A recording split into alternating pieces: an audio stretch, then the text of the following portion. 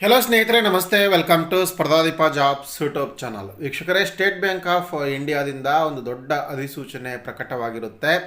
So ವಿವಿಧ ರಾಜ್ಯಗಳಲ್ಲಿ ಖಾಲಿ ಇರ್ತಕ್ಕಂಥ ಜೂನಿಯರ್ ಅಸೋಸಿಯೇಟ್ಸ್ ಹುದ್ದೆಗಳ ಭರ್ತಿಗೆ ಅರ್ಜಿಗಳನ್ನು ಕರೆಯಲಾಗಿರುತ್ತೆ.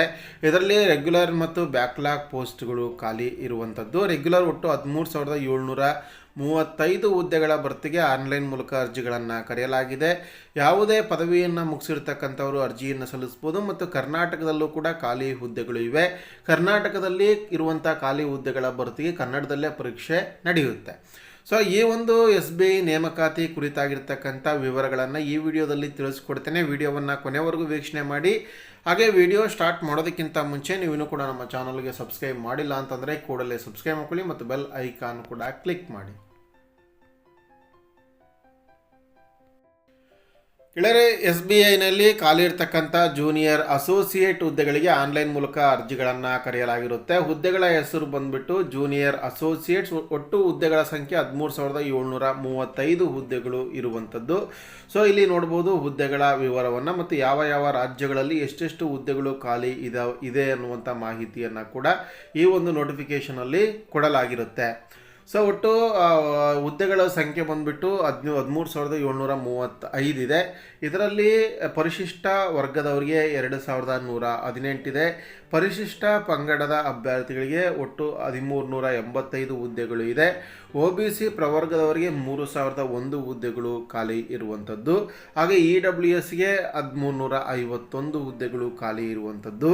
ಅದೇ ರೀತಿಯಾಗಿ ಅನ್ರಿಸರ್ವ್ಡ್ಗೆ 5,870 ಹುದ್ದೆಗಳು ಖಾಲಿ ಇರುವಂಥದ್ದು. ಅದರ ಜೊತೆಗೆ ಬ್ಯಾಕ್ಲಾಗ್ ಹುದ್ದೆಗಳು ಕೂಡ ಇದೆ. ವಿವಿಧ ಕೆಟಗರಿಗಳಿಗೆ ಬ್ಯಾಕ್ಲಾಗ್ ಹುದ್ದೆಗಳನ್ನು ಹಂಚಿಕೊಡಲಾಗಿರುತ್ತೆ. ಇದಕ್ಕೆ ಬೇಕಿರುವಂಥ ಎಲಿಜಿಬಿಲಿಟಿ ಕ್ರೈಟೀರಿಯಾವನ್ನು ನೋಡೋದಾದರೆ ಏಜ್ ಲಿಮಿಟು ದಿನಾಂಕ 1/4/2024ಕ್ಕೆ ಕನಿಷ್ಠ 20 ವರ್ಷಕ್ಕಿಂತ ಕಡಿಮೆ ಇರಬಾರ್ದು ಅಂತ ಇದೆ. ಹಾಗೆ ಗರಿಷ್ಠ 28 ವರ್ಷಕ್ಕಿಂತ ಹೆಚ್ಚು ಇರಬಾರ್ದು. ಅಂದರೆ 20ರಿಂದ 28 ವರ್ಷದ ನಡುವೆ ಇರಬೇಕಾಗುತ್ತೆ. ಅಂದರೆ ದಿನಾಂಕ 2/4/1996 ಮತ್ತು 1/4/2004 ಮಧ್ಯೆ ಜನಿಸಿರಬೇಕಾಗತ್ತೆ. ಸೊ ಇದರ ಜೊತೆಗೆ ರಿಲ್ಯಾಕ್ಸೇಷನ್ ಇರುತ್ತೆ. SC/STದವರಿಗೆ ಗರಿಷ್ಠ ವಯೋಮಿತಿಯಲ್ಲಿ 5 ವರ್ಷ ಸಡಿಲಿಕೆ ಇದೆ. ಹಾಗೆ OBC ವರ್ಗದವರಿಗೆ 3 ವರ್ಷ ಸಡಿಲಿಕೆ ಇದೆ. ಅಂಗವಿಕಲ ಅಭ್ಯರ್ಥಿಗಳು ಆ ವ್ಯಕ್ತಿ ಜನರಲ್ ಕ್ಯಾಂಡಿಡೇಟ್ ಆಗಿದ್ದರೆ 10 ವರ್ಷ, SC/ST ಕ್ಯಾಂಡಿಡೇಟ್ ಆಗಿದ್ದರೆ 15 ವರ್ಷ ಮತ್ತು OBC ಕ್ಯಾಂಡಿಡೇಟ್ ಆಗಿದ್ದರೆ 13 ವರ್ಷಗಳ ಕಾಲ ರಿಲ್ಯಾಕ್ಸೇಷನ್ ಇರುತ್ತೆ. ಹಾಗೆ ಎಕ್ಸ್ ಸರ್ವಿಸ್ ಮ್ಯಾನಿಗೆ ಗರಿಷ್ಠ 3 ವರ್ಷಗಳ ಕಾಲ ರಿಲ್ಯಾಕ್ಸೇಷನನ್ನು ಕೊಟ್ಟಿರುವಂಥದ್ದು.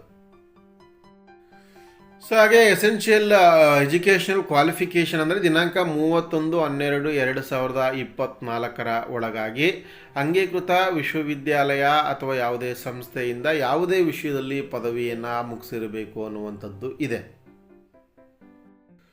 ಸೊ ಇದಕ್ಕೆ ಸೆಲೆಕ್ಷನ್ ಪ್ರೋಸೆಸ್ ಹೇಗಿದೆ ಅನ್ನುವಂಥದ್ದು. ಇಲ್ಲಿ ಸೆಲೆಕ್ಷನ್ ಪ್ರೋಸೆಸ್ಸು ಪ್ರಿಲಿಮಿನರಿ ಮತ್ತು ಮೇನ್ಸ್ ಎಕ್ಸಾಮ್ ಮೂಲಕ ಆಯ್ಕೆಯನ್ನು ಮಾಡಲಾಗುತ್ತೆ. ಪ್ರಿಲಿಮಿನರಿ ಎಕ್ಸಾಮಿನೇಷನ್ 100 ಅಂಕಗಳ ಪ್ರಶ್ನೆ ಪತ್ರಿಕೆಯನ್ನು ಹೊಂದಿರುತ್ತೆ. ಹಾಗೆ ಮೇನ್ಸ್ ಎಕ್ಸಾಮ್ ಕೂಡ 200 ಅಂಕಗಳ ಪ್ರಶ್ನೆ ಪತ್ರಿಕೆಯನ್ನು ಹೊಂದಿರುತ್ತೆ.